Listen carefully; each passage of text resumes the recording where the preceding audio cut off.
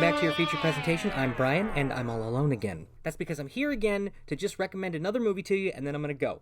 This time, we're talking about Scream Pretty Peggy from 1973, directed by Gordon Hessler, who is known for such classics as Scream and Scream Again, Cry of the Banshee, The Golden Voyage of Sinbad, and Kiss Meets the Phantom of the Park. That is a real movie, and I've seen it. Who cares about tomorrow? So baby! Anyway, Scream Pretty Peggy is a TV movie that stars another heavyweight of the silver screen that isn't normally associated with horror, Bette Davis. It also stars Ted Bessel and Sean Barbara Allen. So this movie took me by surprise because I knew going in that it was a TV movie. And, I don't want to assume stuff, but typically TV movies are always inadequate, except for one TV movie that was an absolute banger. And now I can add Scream Pretty Peggy to that list. It's really something special. Generic story, you could say that. Actually, you could make the case that several plot elements are a blatant ripoff of another horror movie.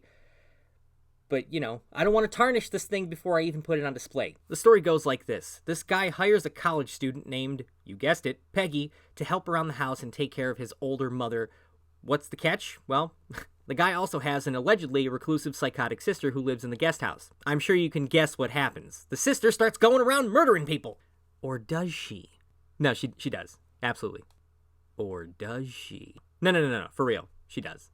Or does she?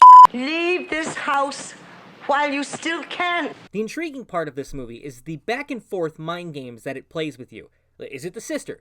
Is the brother in on it? Could it be Bette Davis? It really seems like it's Peggy. You'll never know until the end. It's a rock-solid whodunit drenched in blood. Literally. Bette Davis kind of takes a back seat to this whole affair, but, she's on the poster because she's Bette Davis. There's this kind of sweet little romance that blossoms between Peggy and the guy, but, well, it's interrupted with constant death and screaming. The movie doesn't leave you hanging, though. You will get the answers by the end, and depending on whether or not you can stomach a movie paying homage, I like to call it, to another movie, you might actually enjoy it. My favorite thing about this movie is that it makes you feel just as helpless as Peggy does when shit starts going down and nobody believes her.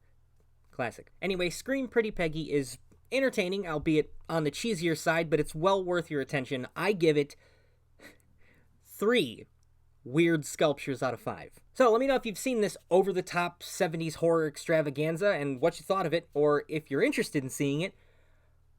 I'm not entirely sure it's available anywhere, so if you can get your hands on it somehow, do so immediately. But thank you for watching. We hope you're enjoying Spooktober as much as we are. And I guess, are you cutting me off with the... Okay, bye!